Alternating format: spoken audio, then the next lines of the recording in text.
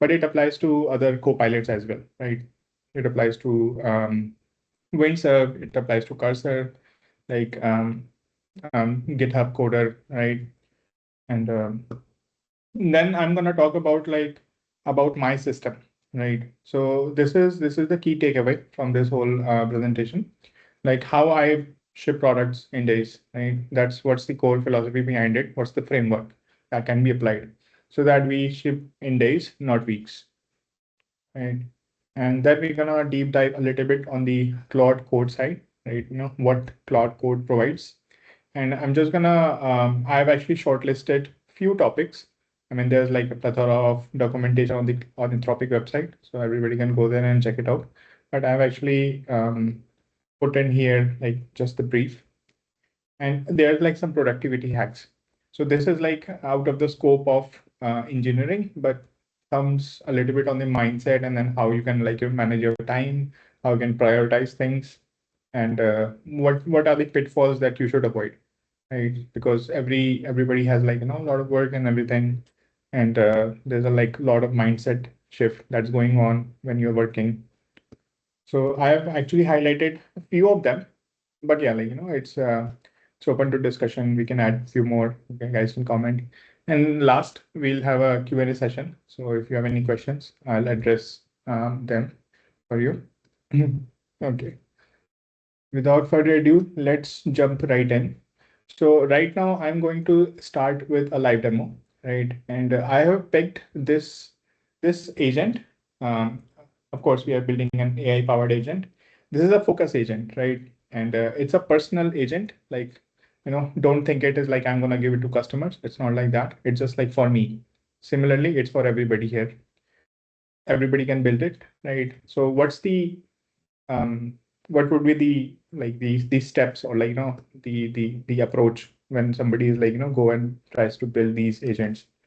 So first of all, as you can see, it's I'm saying that okay, I'm running Mac OS, so I want it on my Mac OS, right? It checks in every like 10 minutes, like okay, what are you working on? And it uses Claude AI to do the AI part, right? And what is those AI part? We'll come and discuss that. It kind of like remembers my context so that it's not wasting my time, but it's actually helping me, right?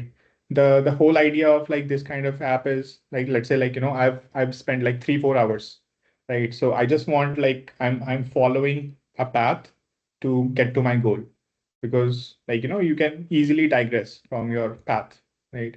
So this app will actually help you to, stay in track. Again, I mean, this is a demo topic. So let me actually show you how this will work out. Okay.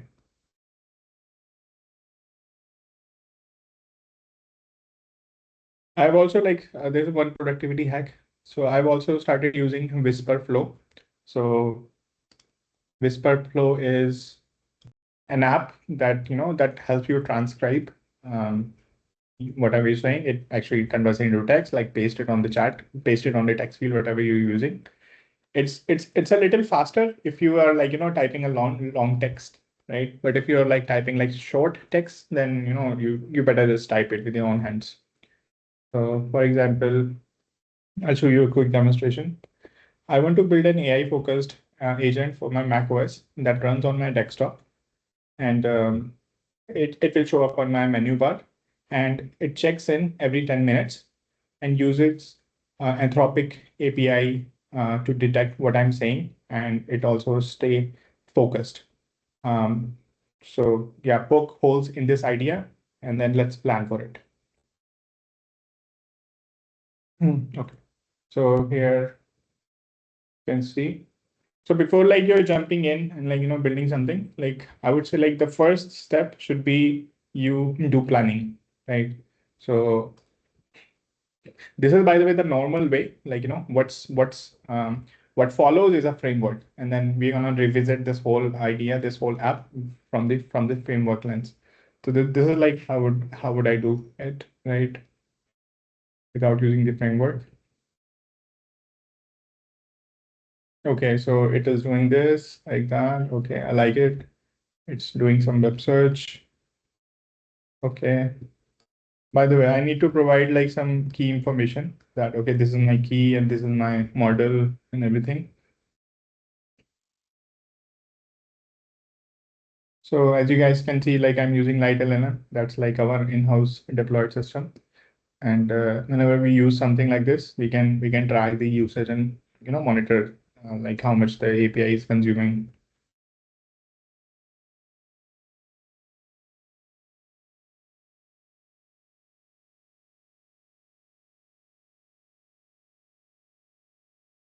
Okay, while this is like doing its job, let me okay, it's done. Say identify fancy, critical idea, major ambiguity, blah blah blah. Battery drain, 300 calls. Okay, so it has given me a plan, right? Like, okay, this is the core idea, create minibar, blah blah blah. Okay, I mean, it sounds like it's gonna take some time, so I'm gonna do something like this, like make a quick app, make it in a as a Python program, so it's like quick to run and launch. Use Cloud API to assess what I'm typing or what I'm saying, and then come back to me with suggestions. And the focus should be that you keep me on track of what I'm doing today. Right, so let's post that in.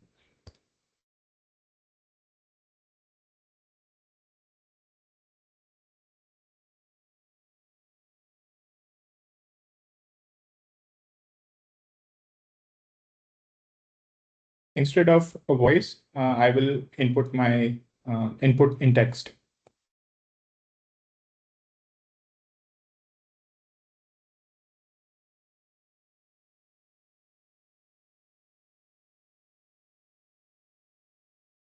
Okay, so while this is going, let me talk to you a little bit about like, what goes in before you start building the product, right? So every product has three main components. There could be more, but these are like the basics, right? The first thing is the data part. Um, for example, like if you take this as example, then where is all the summaries is being saved, right? Is it saved locally? Is it saved on the cloud? Do I need to save it on the cloud, right? Like what are going to be the SLAs and everything? What is like who's going to own it? Like, do I need some like privilege access, like some security built in? So all these questions can needs to be answered when you're talking about the data, right? And few more things as in like what's the structure of the data, right? Like is it like a blob? Is it like a structured data as in like tables? Or is it like unstructured data which I can store in like a document format such as MongoDB? So that is like the data part, right? Over here, like in this app, like we are going like very simple, right? So it just like files format, like I'll save everything in files. By the way, like Claude saves everything in files, right? If you check like what Claude does, like everything is saved in like markdown files, MD files, right? Okay. Okay, sounds about right on the right hand side. Like what I'll do is like I'll ask it to, okay, just go and run it. Okay, then after the data, the next part is, of course, the controller. This is the backend system, right? This is where the brain of the product stays. It decides how to interact with the data, who can interact it, and then how to, like, what are the different possibilities uh, that we can interact with the data? What are the core business logics, right? This is where the APIs come in, right? I mean, this is basically the back end of your system, right? So there are like more design level questions that comes in, but on a very high level, like this is where this is a core piece of your product, right? And then the third, and I would say like nowadays this is like very important also, like the interface, right? Because we are in the time and age where this interface is changing fast, right? Like 5 years ago or like 10 years ago, everybody was building like dashboards, everybody was building forms, everybody was building tables and whatnot, right? Now we are seeing a shift where everything is a chat now, right? And when I say chat, I want to say that right now it's text-based chat, but it is not going to be limited to text-based chat, right? It is going to be voice enabled, right?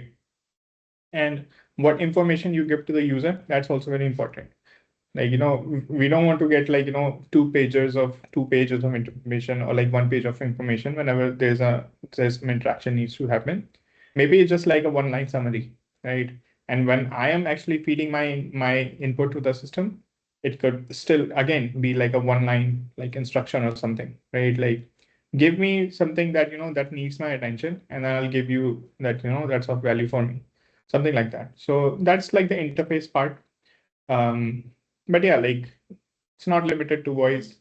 Maybe it just sometimes it's just like notifications, right? Depends on your product. If you're building a product that actually talks to you via notifications, then yes, notification is the way. Maybe there's like no form, no page or anything, right? Or maybe it's like some other sort of computing, right? Maybe there's like no interface at all. You just run it and then it's just running. There's no interface. Maybe you're interacting with the system in totally different form. So backend applications, backend products, they don't have any interface, right? But they're doing the job. Okay.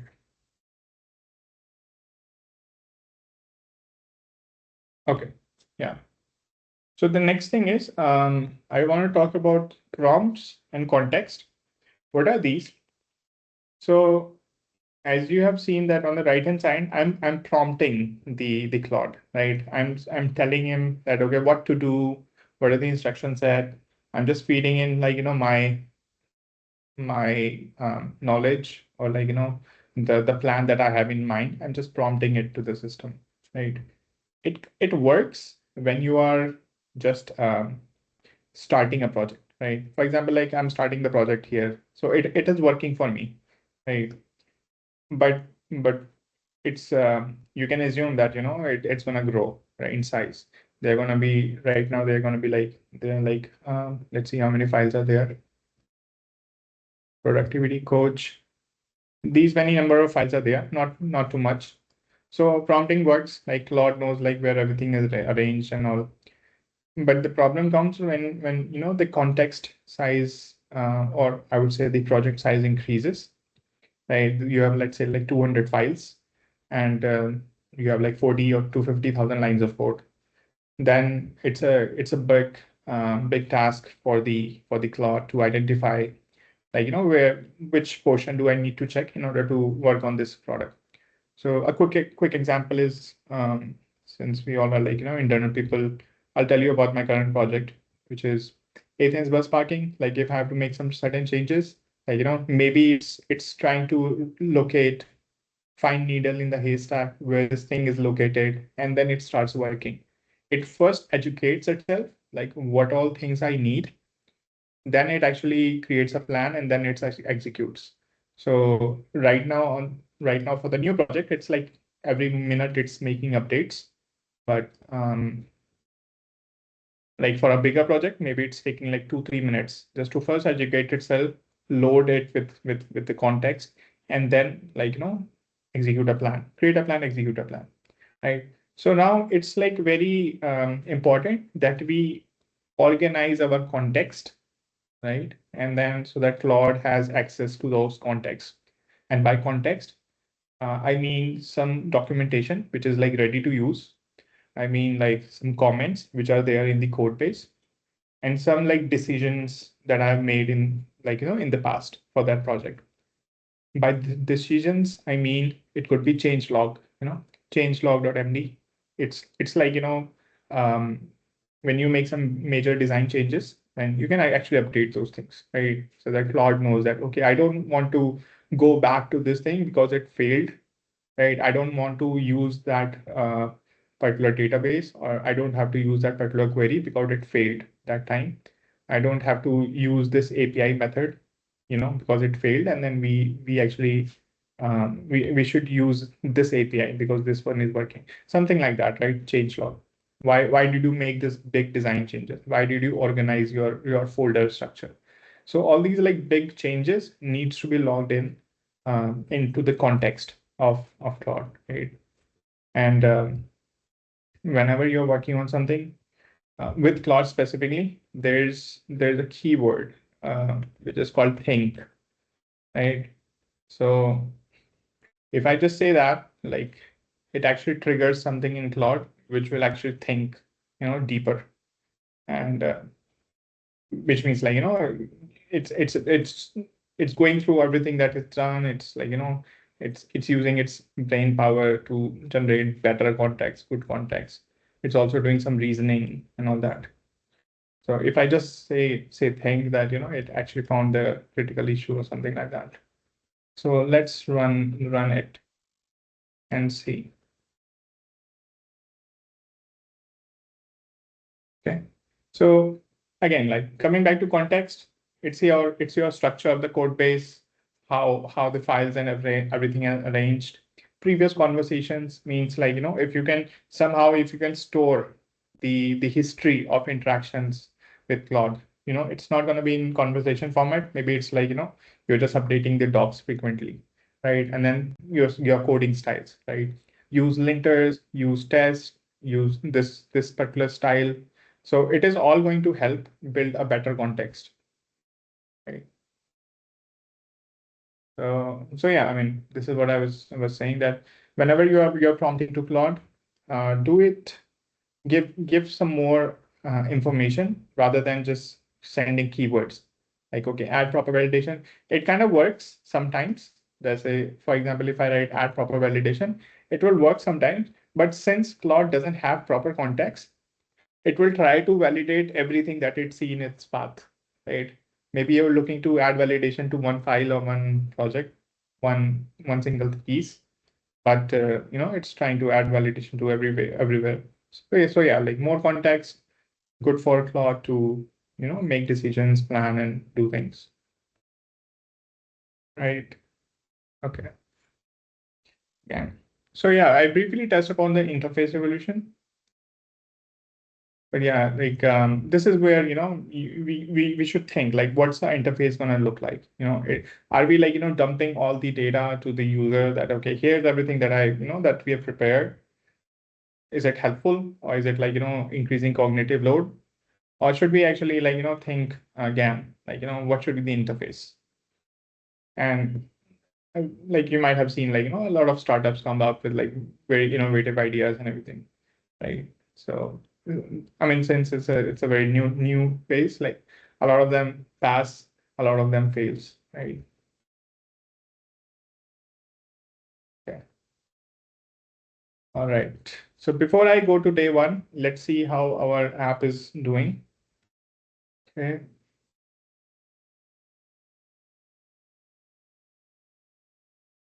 Okay.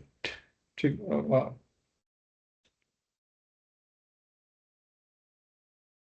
Oh, we have a new member in the team. Nice. Nice. Okay. So as you can see, it's this is the app that we just created, right? It's running, set today's goal, login activity, check in now. Let's see what check in now does. It's not doing anything. Okay.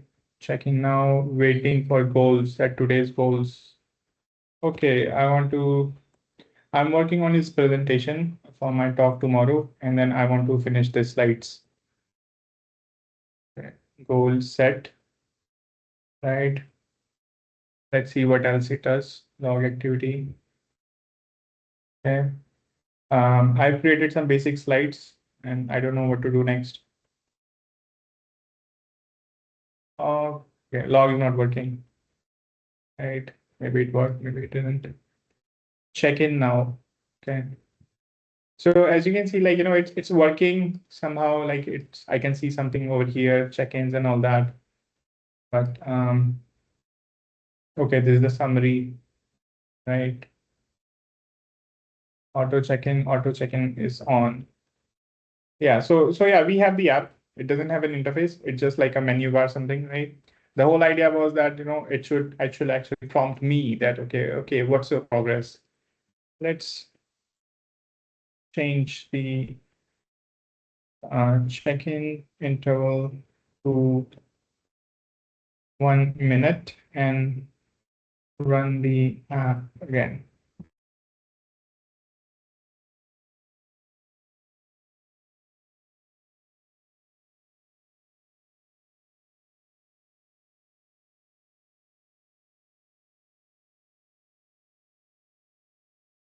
Okay.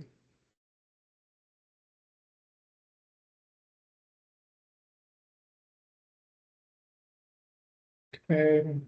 Then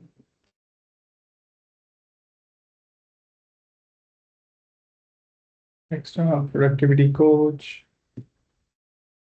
Hmm.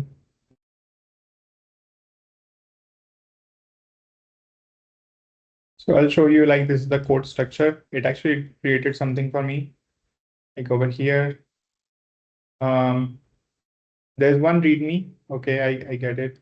Like so for a small app, like it works, right? Like you can always like use Claude Code, use it, pick it, pay brain to do the work, right? But let's say like you have to ship a production ready app, right? And then it has a bigger scope. Maybe there are like few stakeholders, right? It needs to stay on the cloud, right? And there would be other things as well, right? So how do you go about it then? Okay. So I rerun the app. I've reduced the check-in interval time just to see if it works. Okay, 1 minute, blah blah blah. Page summary.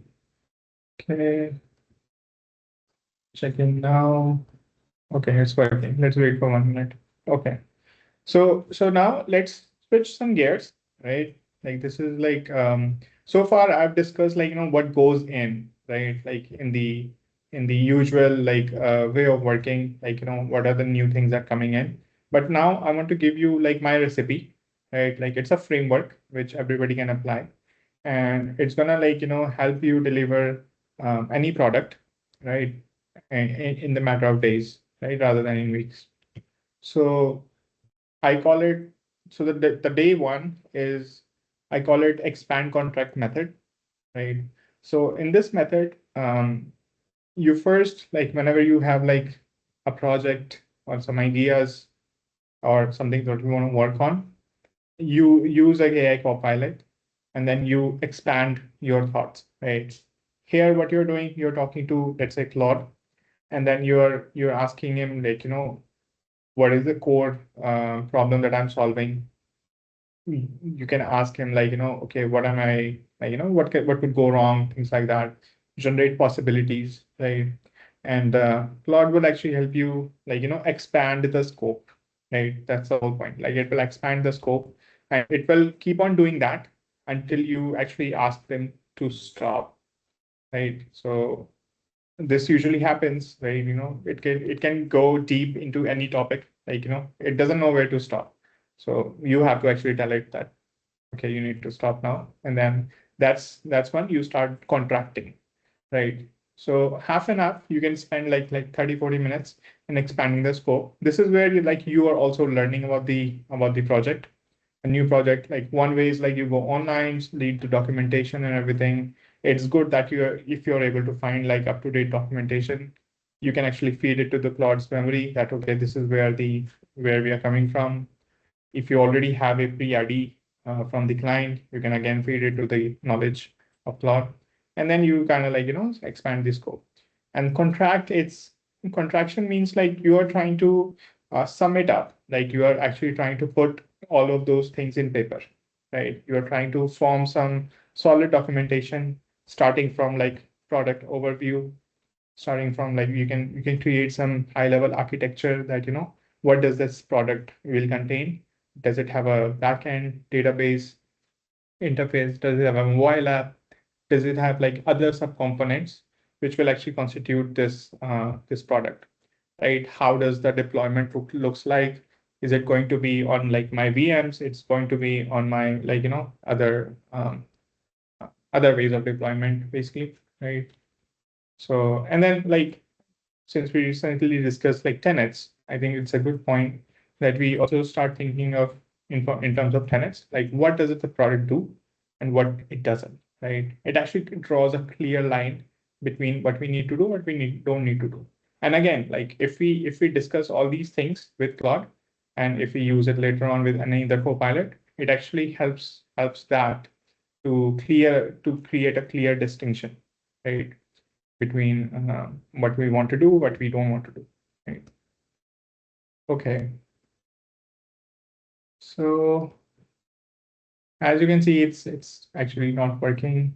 Maybe it is not checking in after 1 minute. So, I mean, on the right-hand side, as you can see, I'm building the product, but there wasn't like much structure to it, right? Like I didn't do this day one thing. Like I didn't actually like, create a plan where I would say that, okay, this is what I want to do. Like, let's discuss some ideas, like what did we do or not, right? So, and then I would go on this spiral where I just like, keep on prompting like Claude that, okay, just fix this, fix that, but there's no proper structure to it, right? So yeah, check if DND is available, notification bar, blah, blah, blah. Is for Python. Okay. Okay. Yeah. Cool. Let's say if I have to do it all over again, and then I implement my day one into this app, right? So what I'll do is like I'll just close this prompt, right? And then I'll see like what this is. I'll remove the productivity kind of thing. I deleted this product, right?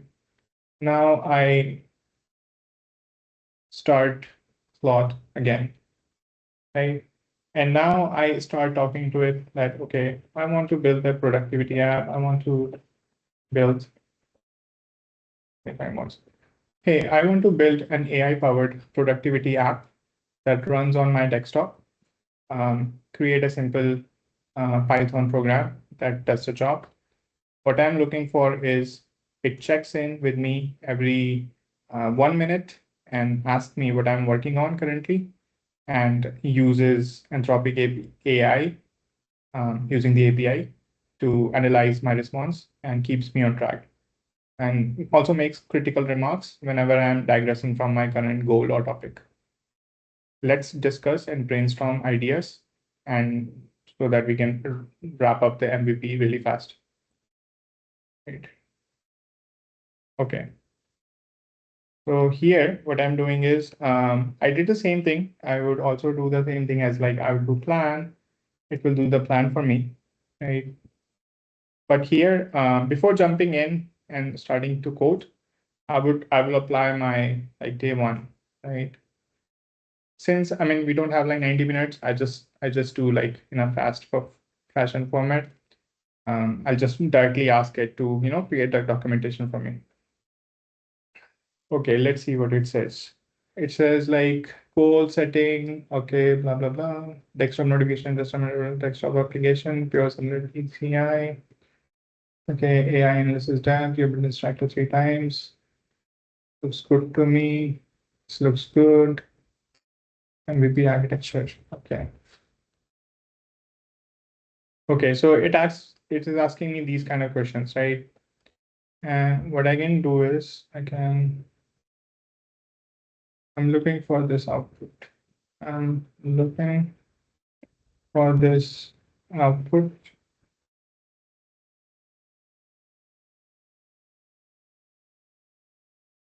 And here are my keys, are my API keys.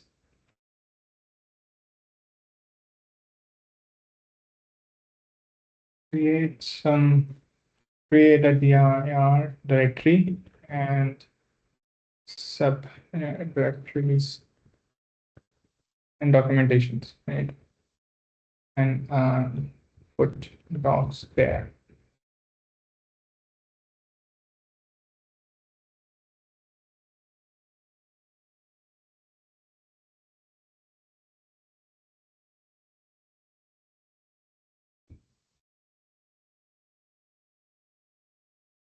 So, okay, PRD, scope, architecture, database, API, deployment, README. Okay, awesome.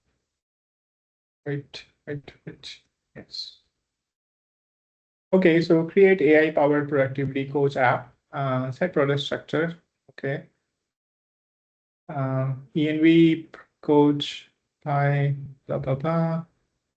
Set PRD, feature requirements, and all that. Okay. Yeah, let's just do it. Right.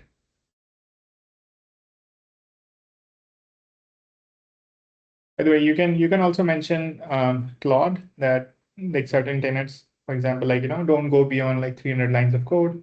I'll tell you later why.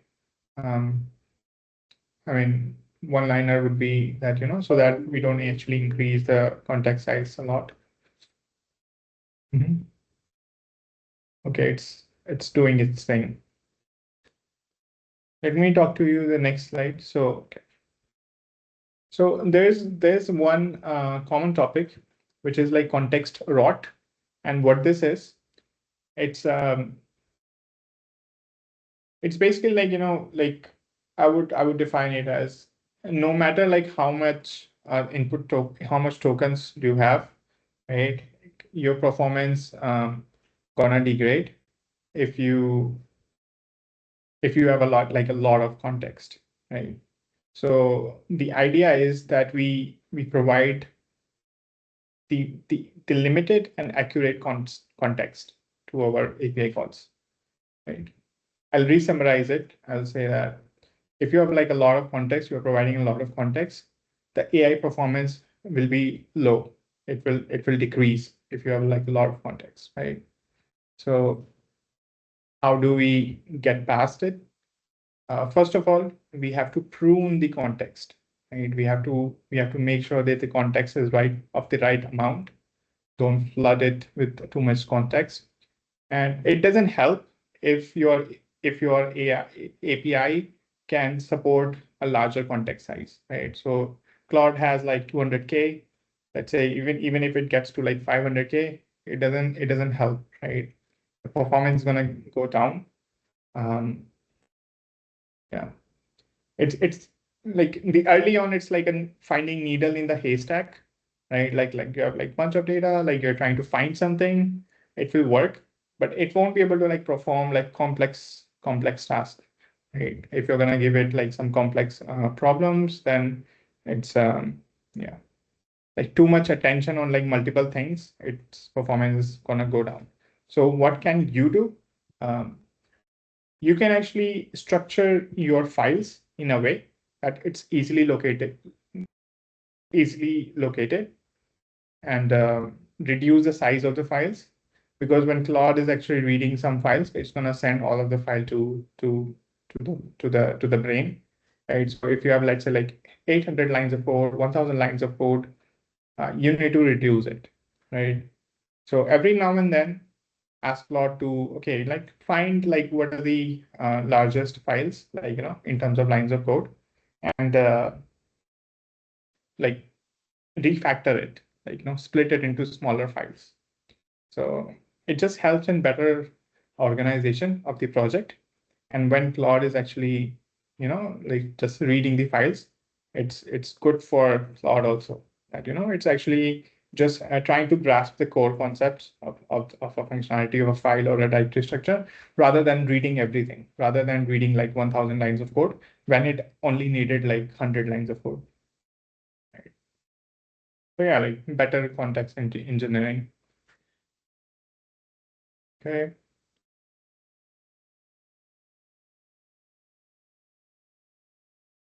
Okay, let's go to the day 2 part. Before I actually go any further, do you guys have any questions so far?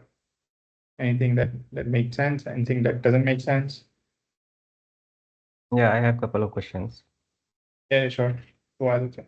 So, have you figured out working on all these projects, like what type of projects are like work well using Claude, like you can easily build it, and what Mhm. type of projects are very difficult or maybe not that easy to work with? For Yeah. example, So maybe a web page would be easier or maybe harder than a library, yeah, something like that. yeah. So I would say like it largely depends on what the model is trained on, right? So like if you think that if you think on these like models how they were trained, they were given like a lots of like code, right? Projects and code, right? Mhm. While training. And if you go online and try to find like the maximum amount of like code, and then like which technology is dominated, like these code bases, you would find Python and just recently TypeScript, Next.js, these kind of stuff, and a little bit on the like I would say like C, C++, but not a lot on the newer programming languages. For example, like Go, Rust, and even like newer programming languages, which are like coming just now, right? So the majority of performance will come from Python projects, TypeScript, Next.js projects, which means like, web projects. So web projects and then backend Python projects, like they work really well. And this is on the tech stack part, right? And then everything else like even works pretty well when it comes to deployment and like, databases. When databases like it's like MySQL, MongoDB, like that. Okay. That's a technology stack. But the type of projects, I would say like a standard web application works really well, right? A standard web application means like there would be a database, there's a backend controller, like a backend API, and then there's like a web app, right? This works really well, right? You can actually put any recipe into this framework. It works really well. But if you're actually building some newer products, for example, like voice, then yeah, like voice doesn't work because Claude doesn't actually have the voice ingestion capability. Although it can be built, but it's not like available day one. And if you're looking for anything along these lines, then I would say like it doesn't work that well. Something related to deployments, right? I think it's up to the developer how they're actually architecting the solution so that Claude knows what needs to be done. But if you leave Yeah. everything to Claude, that okay, here's my setup, do the migration, do this, do that, right? Maybe it won't do justice to the project. So yeah, Okay. like standard like MVPs, like which you see every day these days, that works good. Yeah. Okay. So, yeah, Aditi. Uh, so before I ask my question, I would just like to like add to this conversation about where it works better and where it Mhm. doesn't. So in my experience, it doesn't work as well on like niche software. Like basically, if you're trying to get it to build workflows in software it's not very familiar with. So that can be in like the filming domain, that can be in like finance domain. So SAP maybe that won't work as well. Then OBS Studio that won't work well. It also Mhm. doesn't really work well on like kernel stuff. So when you're Mhm. trying or hardware stuff. So those are things that you're better off just researching on your own and trying out stuff instead of relying on any kind of LLMs. Yeah. Besides that, my question is like I've seen that all of these LLMs tend to get stuck in loops a lot, especially when it Mhm. comes to like a tricky question. And often the Yeah. only solution is to just like close up the session, start all over again, try to frame your question better, etc. And Yeah. a lot of the times, you just have to give up on LLMs altogether to solve it and figure out the solution yourself. So, is there any way you found, besides doing all of this, that can help? Yeah. So, first of all, I would say that, when you are actually working in a chat session, like expect Mhm. that it's going to, like, try to compact itself in like 10 prompts, right? So, so that's the assumption, right? You should always remember, keep that in mind that, it's not gonna always like remember everything that I'm saying. And 200K tokens means like for the new projects, you can do like 10 to 15 prompts. But for the existing project, which you've been working for like, maybe a few weeks or like a month, then, it's gonna run out pretty soon, as in like, Yeah. four, five calls like that. So yeah, I'll give you uh, okay, I'm forgetting the name. Like you have to apply the Ghazni principle. So the Ghazni principle is like, um, write everything down, right? So that if your system crashes, you open it again. By system means like, if your terminal crashes, you open it Yeah. again, you can just jump right in again from that point on, right? So actually we have it in this slide. Yes. So basically, what I'm trying to tell you is you keep on updating the docs, right? More frequently. Mm-hmm. So the first one is cloud.md, right? Whenever you do init on a new directory or a code base, it will create a cloud.md. It's just like Claude's personal space where it will just like, make notes and then, what needs to be done, how to do it, blah, blah, blah. But then after that, all the others, it's you can do it. Like, you can ask Claude to create it for you. One of them is going to be plan.md so that Mm-hmm. you know what's the plan, right?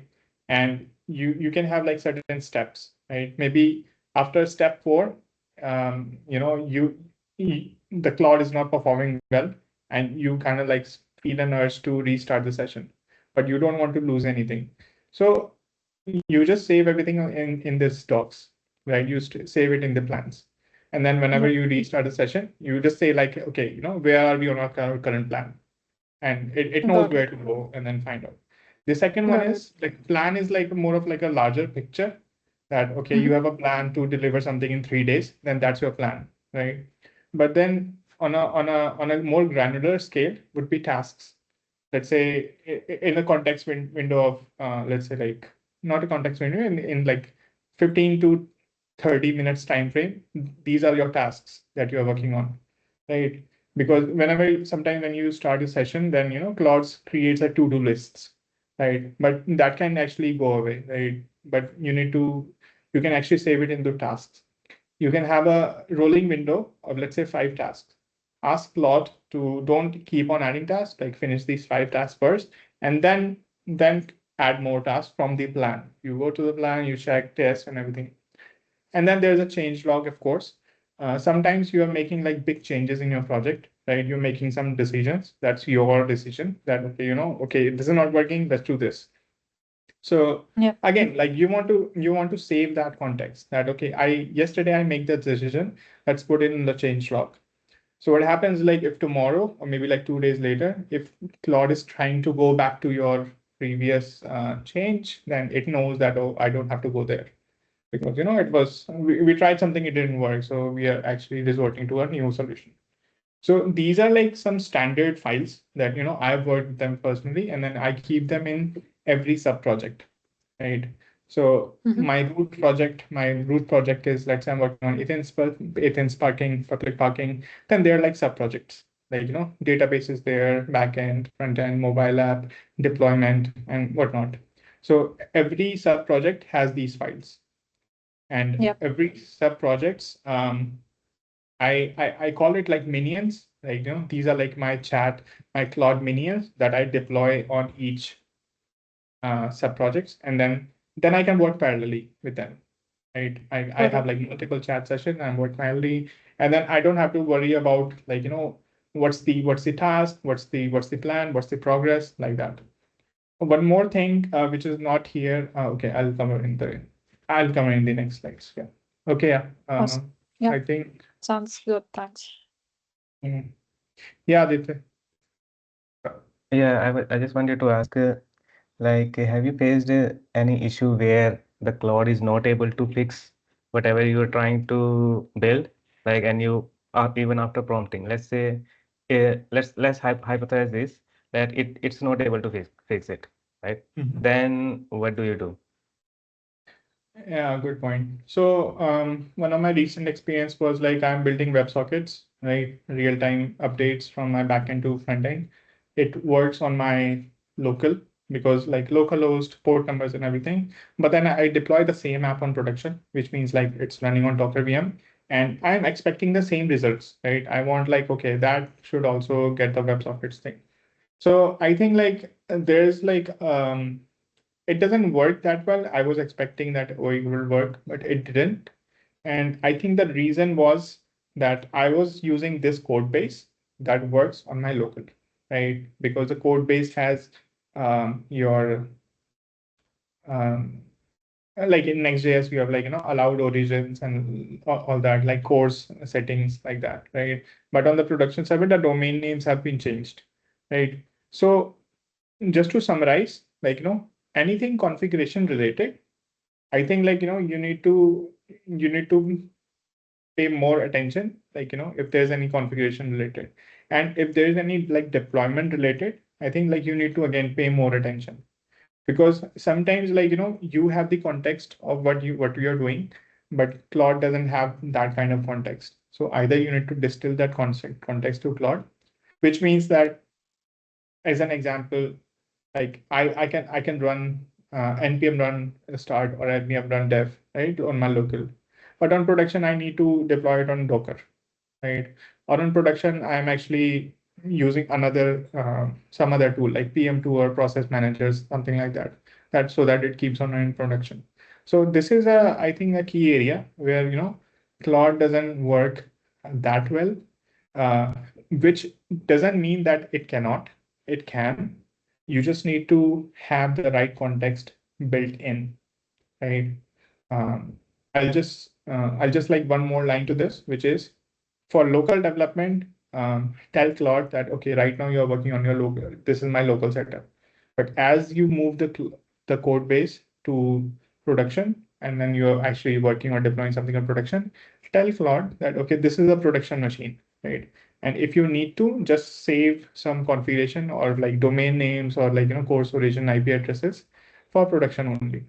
So you need to basically train Claude, like, you have to actually train him that, okay, you need to do this, and it can work because then it works. Awesome. Yeah, Shubham, Yeah, Gaurav. So basically, a couple of questions. One question is, so suppose my current code is NF version, right? So, but the changes which Claude is doing is not going on a right direction. I want to move backward to the N minus 2, N minus 3 version of that code. So, like yeah. how to manage this thing in the Claude to restore like N minus 3 and all of these things.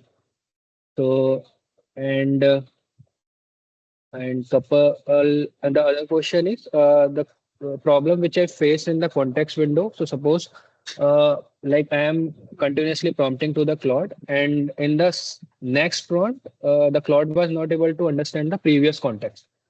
So Mhm. just the n minus one context, it was not able to understand. It was testing the whole project and like doing the things related to that. So, how Mhm. to prevent from this scenario? And the third question is, like you, there are two options. What you will suggest if I need to do based on the task. So there are two options. Always ask the human to before make any changes, or you can continuously do the changes without the human interruption, right?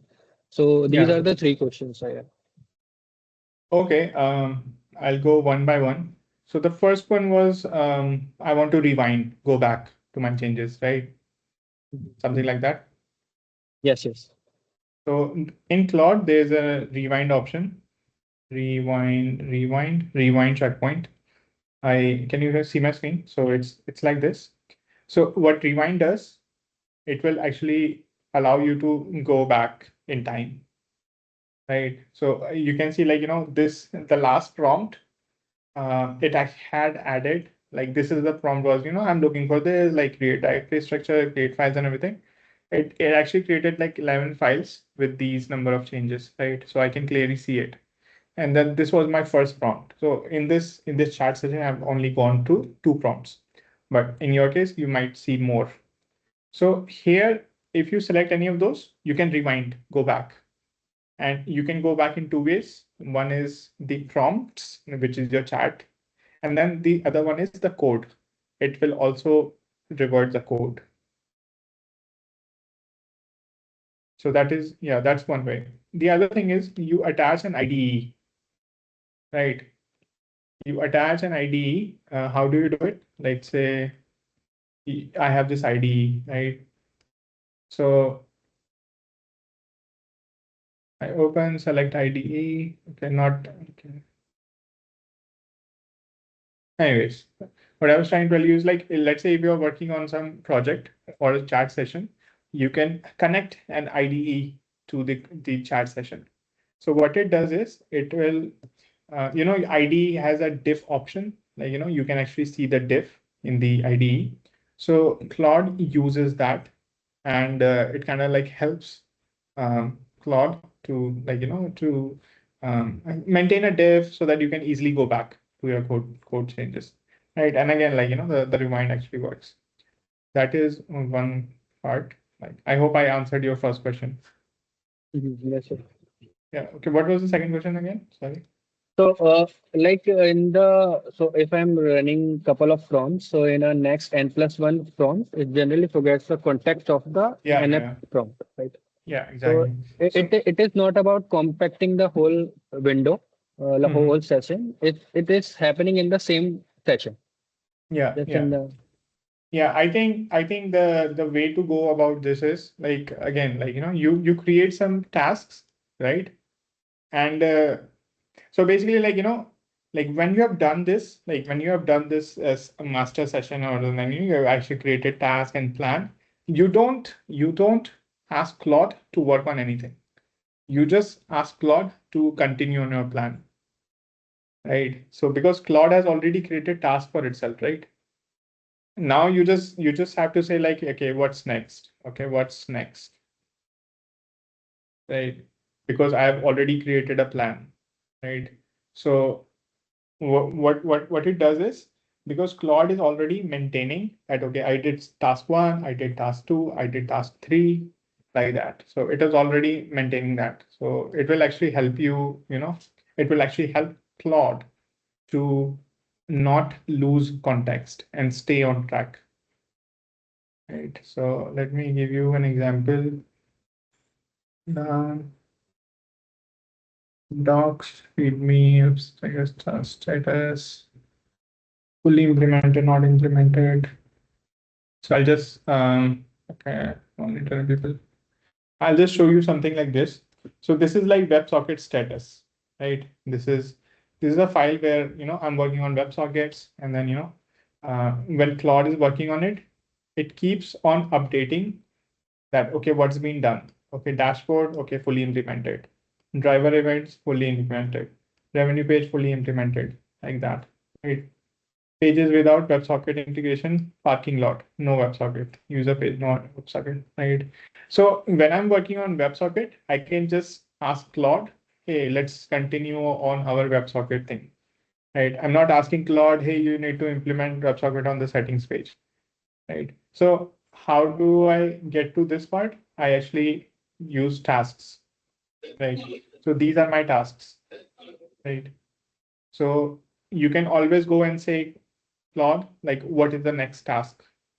So, it will actually know that, okay, these many phase 1 to 5, 1 to 6 has been completed, right? And then it will jump right in over here.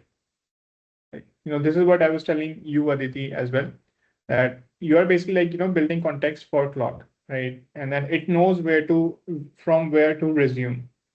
Today you shut down your laptop, tomorrow you open it, and then just say like, okay, what's my next task?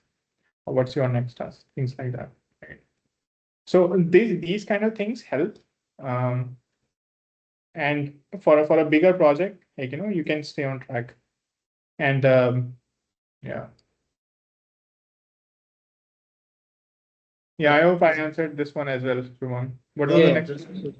So the last ones basically, so there are two options generally once we are doing the prompting thing with the Claude. So like do this change with like based on the human feedback. So if human is accepting this change, then yes, do the changes. And there are you can continue without the human permission, right? So Yeah. what do you suggest in what type of like task we need to do this? We need to do first step and we need to do the second step or the other. I mean, it's okay. So the short answer is that you create an acceptance criteria, right? Mhm. You create a litmus test, right? And then you actually shift the responsibility from your head to the files or the system that you have built, right? So create a systematic approach that, oh, this is my success criteria. If this passes, then okay, you are good. If this fails, then okay, you need to work it on again. That is one way to do it, like define a success criteria. The second thing is you create some tests, right? And you create the test first. right? By means like, you kind of like follow a TDD, test-driven development approach, where when you're working on some task, then you create the test right after, so that it knows that, okay, whatever I'm doing, it is passing, right? And at whatever moment it fails, then it is, yeah, it's basically like, the human has not accepted. I mean, it's not gonna be accepted by the human, because the human gave me these tasks with like these acceptance criteria, right? So it will follow through that, right? And yeah, that's like one way to do it, right? And then the other thing is like, let's say you don't want Claude to automatically run certain commands, then you can always go to your change log, not change log, sorry, Claude.json, right? Uh, Activity coach. Okay. Okay, it doesn't have Claude.json. Okay. Okay, let me show it on another project. Claude.json. So when you're working with Claude, right? So it will create this dot Claude for you, right? And this dot Claude will have a settings.local.json, which means whenever you are hitting like shift tab, or whenever you're hitting like always allow, right, to certain commands, then what it's actually doing, it is actually saving it in this file. Like these are basically the permissions that you're giving to Claude. Yes. Right, that okay, you can do git push, don't need my permission. You can do these kind of things. You can do Docker logs anytime, right? The moment I actually remove this from here and then do it from deny, like no matter what you command you give, like Claude cannot execute this, right? It will try a workaround. Okay, I'm not able to execute git push, but let me try something else. So you have actually like, created some guardrails, right, around it. And the other option is like, you always put it over here in ask. So Claude will always ask for like, oh, can I run this? And then you press like, yes, always allows, stuff like that. This JSON file is created by Claude, or you have instructed Claude to create this? Usually Claude creates it, but I think like the moment you give the first permission, then it will be created. For example, like this one over here, I've just started working on it. I think like at this point it didn't ask for any permission for anything, right? Let me check. Show git status, right?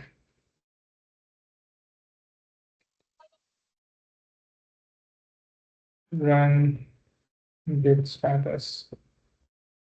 Right. So these are like some commands. Okay. But yeah, like the moment it asks for permission, then and then you give some permission, the next thing is like it will create this file for you where it actually saves all the permissions, right? Because like nothing is like, in the memory, like everything is in files. So any decision that you make, anything that you do, it will be saved in files. Yeah. Okay. Thank you, guys. Okay. Yeah. Anyways, okay. So we are like a bit of time. I'll try to wrap up this really fast, and then maybe if you guys have any question, we can like follow up on like later session or days. So yeah, this is like my day 2 parallel execution. Once day 1 is done, right? Day 1 is like expand contract, get the documentation in place, what needs to be done.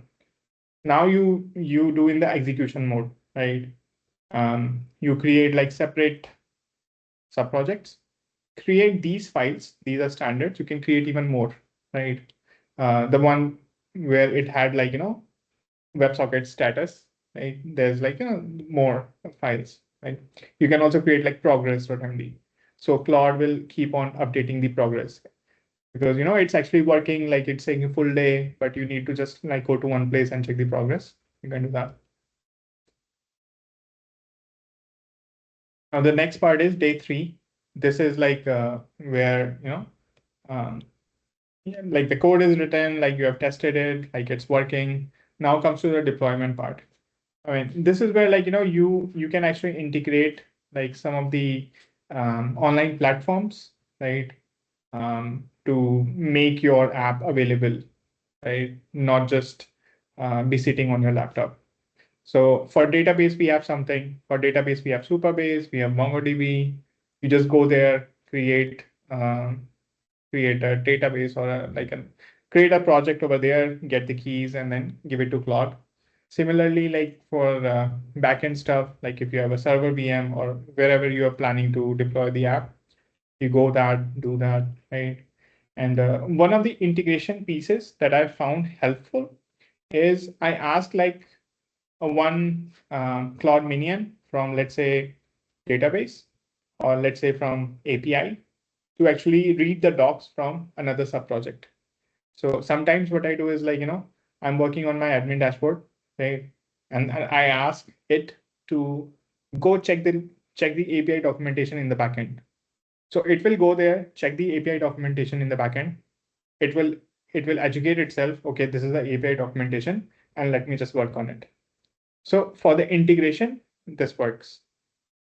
And whenever sometimes I get like some errors, right? And I don't know like where this error coming from, right? I see the error on the logs. I don't know. Is it like a backend error? Is it a database error? Is it a front end error? Maybe like the front end is not sending the right API or the payload. Then what I do is like I just pick one of the agents and then I ask him like, okay, this is the error that I'm getting, and just tell me like who's responsible. Is it the admin dashboard or like the backend or the database? And it actually tells me that okay, it's actually coming from the database, and I go there and then I fix it. So basically what you are doing, you're just like managing larger context. You're just moving the larger context around, and the sub projects is they're maintaining their own context, right? For example, like you can think of it as like developers working in their own silos, and the good integration would be that they have created some interfaces, and they're following the interfaces. So yeah, it works. There are like certain MCPs that you can use. I suggest Playwright MCP, right? It's really good, right? It's basically like giving your agent eyes, like giving eyes to your agent, right? So you can simply add it, right, using this line, and from then you can just ask your Claude to open this app, right? It will actually open it on Chrome, and then it can take screenshot. It can actually click buttons. It can actually navigate here and there. It will just do the UI testing for you. So, and if you're doing any UI work, right, you just install Playwright. It's almost a must-have. It just makes your life easier. Yeah. And yes, yeah, there's one more thing, secret weapon, automated test reports, right? So just say this, like generate progress report. So generate progress and status report, right? It just like you're working on a big project, it will just tell you like, what all is done and what's pending, what I'm currently working on, if there are any issues, right? Rather than you going there and then trying to find out everything. It works. I mean, there might be some edge cases that, you were trying to look in something and then it gave you false results.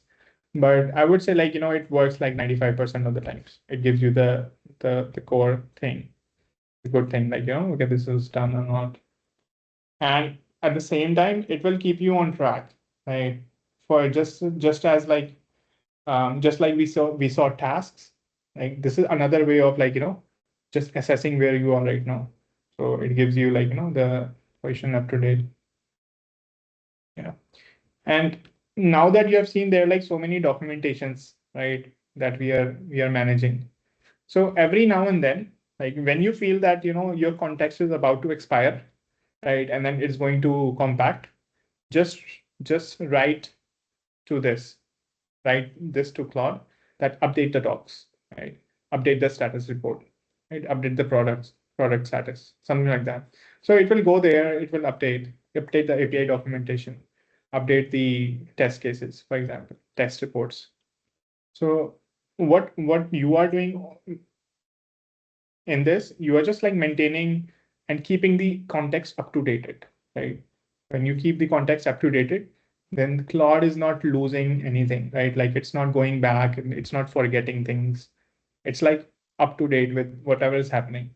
Because as your files project size increases, like there's a higher chance that it will skip something. Like yeah. And yeah, just quick productivity tips. Like if you want to like ship something really, if you want to ship something in 3 days, then book a demo in like after 3 days. So that's the first point is like a very good productivity enabler, right? If you have a demo, then most likely you're gonna like prepare for it. You're gonna finish that, right? And the second one is fail fast, fail early.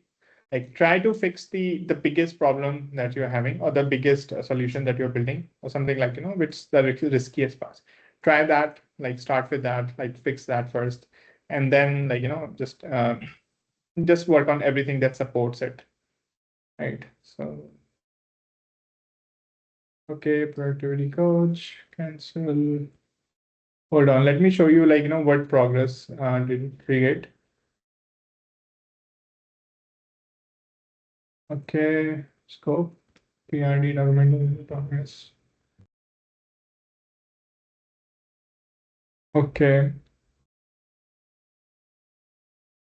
Okay, I think it didn't create a file. It just gave me the progress like this.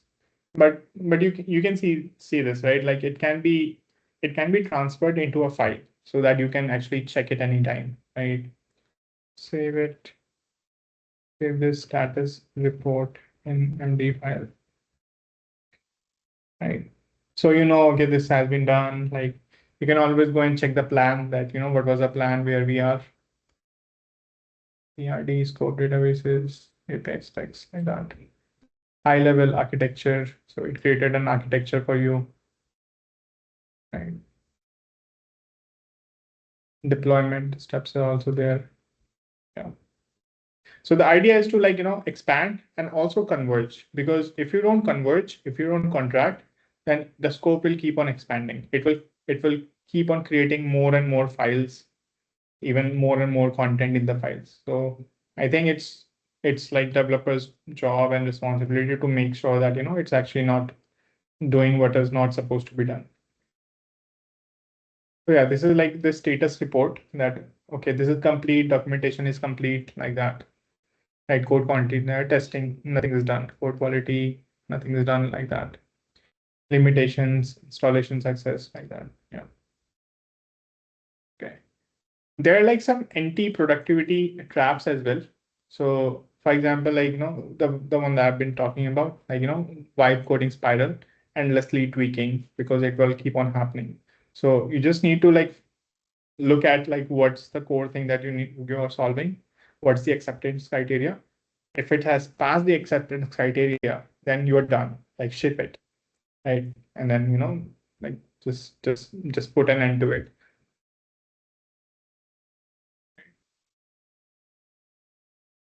Yeah. One more I would like to mention is like you can have like voice AIs on your phone. You have Claude, you have Perplexity, you have OpenAI. Yeah, you have Gemini as well. Talk to it like a real person, because then it will help you brainstorm ideas, and it will also like just help you kill time. So it's just like a real person. Just talk to it like okay, I'm having this tomorrow, this is my plan, I'm doing this tomorrow, today I'm doing this, I'm stuck on this area, like can you talk me through, like that, can you brainstorm me. Like in my personal experience, I do this for interviews, right? Like tomorrow I am interviewing this backend engineer guy, like give me some ideas and all that. and I do it on my commute also, so it works out. So yeah, these are like, because it preps you for when you get to your desk, right? And yeah, like yeah, it helps you like doing hops, right? So you're hopping and then you're going to the next stage. So yeah, like if you follow this framework, you can ship in days, right? You can ship in days. And yeah, like it will actually save you from a lot of like pitfalls. It will save you from a lot of like going back and forth, because the whole idea is that you are actually training Claude to do the project, right? And you are actually saving Claude from going into spirals and from losing context. And you are just like, managing like little minions on different sub projects, right? So more context, better context, like good reports, plan, track, roadmap, all these will help. Yeah. Okay. Yeah. Okay, this is the last slide. There are like some places where you shouldn't be using. I mean, you can use Claude, but just pay more attention here, right? I mean, of course, you can do deployment operations, right? But yeah, like just pay more attention. Like if you create good systems that, okay, if I'm doing some deployment, maybe I'm invoking GitHub Actions, then yeah, like since it's a heavier task on the other side, just be more careful. Uncontrolled execution problems. This is where what Shubham asked, like when I told him you can actually put it in the deny list. Certain commands you can put in the deny list, so that it's not actually executing like uncontrollably on its own, right? And and yeah, database migrations, of course, right? Because it production database, like I would say big no, right? At least you can try creating that scripts and yeah, try to like run it and then with your own supervision. Yeah. Yeah, cool. Yeah, that's all, guys. That's all I had. So I'll wrap up. It took time, a lot of time, spilled over, like I said, 19 minutes. Okay. Yeah, Cool. very nice, Gaurav. Yeah, thank you very Yeah. much. Yeah. It was Okay. great. Yeah, I have recorded it so that Awesome. yeah, we all can even recorded with videos. You all can see it later on as well. Yeah. Yeah, thank you very much. Yeah, so for I know it took a lot of effort to prepare all this. Yeah, Thanks. Gaurav, I think you have left the land of mere mortals, and I'm scared. Yeah, I hope it helped everybody. Yeah, I also learned few concepts that I can also use.